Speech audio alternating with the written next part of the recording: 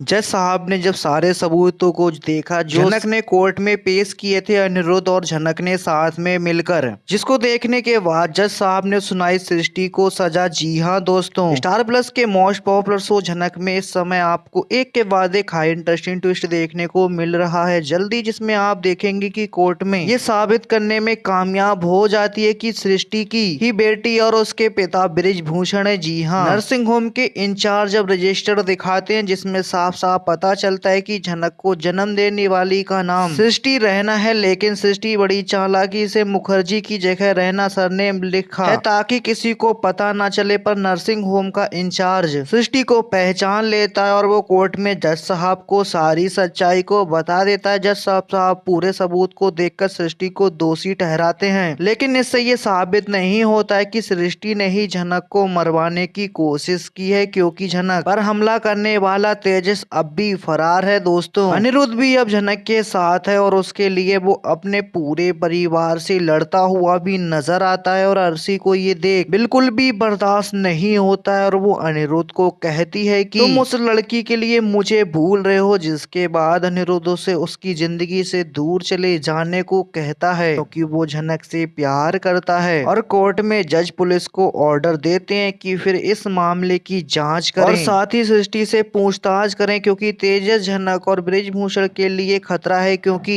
एक तरफ अकेली ही लड़ी जा रही है, साबित किए जा रही है कि कैसे उसकी कहानी सच्ची है और ये एजुअल बाकी के लोग ये साबित करने में जुटे हैं कि कैसे झनक की कहानी दोनों बहुत झूठे हैं। जहां ट्रैक में ये क्लेम किया है कि सृष्टि मुखर्जी उसकी बायोलॉजिकल मदर है और कैसे उर्वशी ने सिर्फ उसको पाला है। अब सृष्टि ने ये इल्जाम झनक का सरासर मना कर दिया, लेकिन कोर्ट में ये केस चल रहा है और कभी ऐसा लगता है कि झनक का पल्ला भारी है तो कभी लगता है कि सृष्टि का पल्ला भारी है, क्योंकि लेकिन आने वाले एपिसोड में कुछ ऐसा ही होने वाला है जिसके बाद आप सभी को पता चल जाएगा कि झनक या सृष्टि इन दोनों में से ये कोर्ट केस कौन जीतेगा। जैसा कि अब तक आपने देखा कि अनिरुद्ध एक लेटर को कोर्ट में पेश करता है, ये लेटर उर्वशी ने लिखा होता है और उस लेटर के जरिए उर्वशी झनक को बताने की कोशिश करती है कि उसकी जिंदगी की असली सच्चाई क्या है, लेकिन फिर भी सृष्टि के लॉयर ये क्लेम करते हैं कि सिर्फ इस लेटर के बिना पर तो ये साबित बिल्कुल हो ही नहीं सकता कि झनक सृष्टि की बेटी है। अब उसके बाद कोर्ट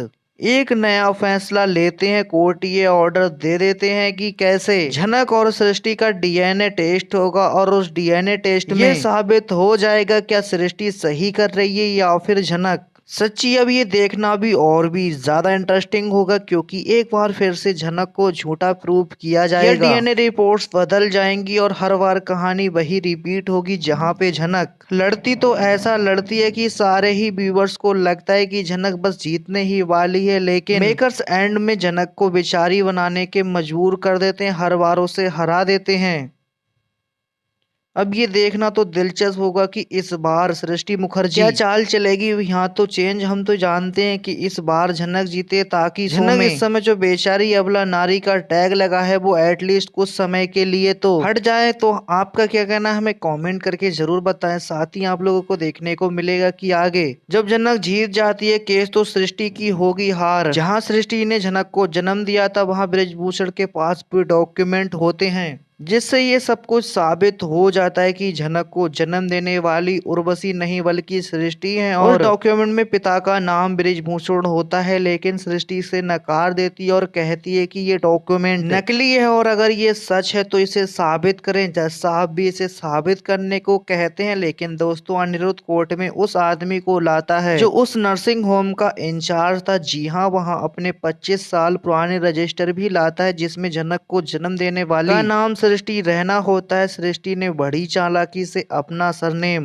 मुखर्जी की जगह रहना लिख दिया था ताकि किसी को पता ना चले, लेकिन नर्सिंग होम का इंचार्ज सृष्टि को पहचान लेता है और कोर्ट में जज साहब को बता देता है। लेकिन क्या सृष्टि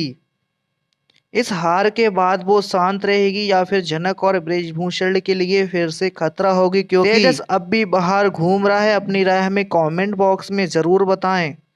साथ ही लेटेस्ट ट्विस्ट देखने के लिए वीडियो को लाइक, चैनल को सब्सक्राइब कर लें दोस्तों।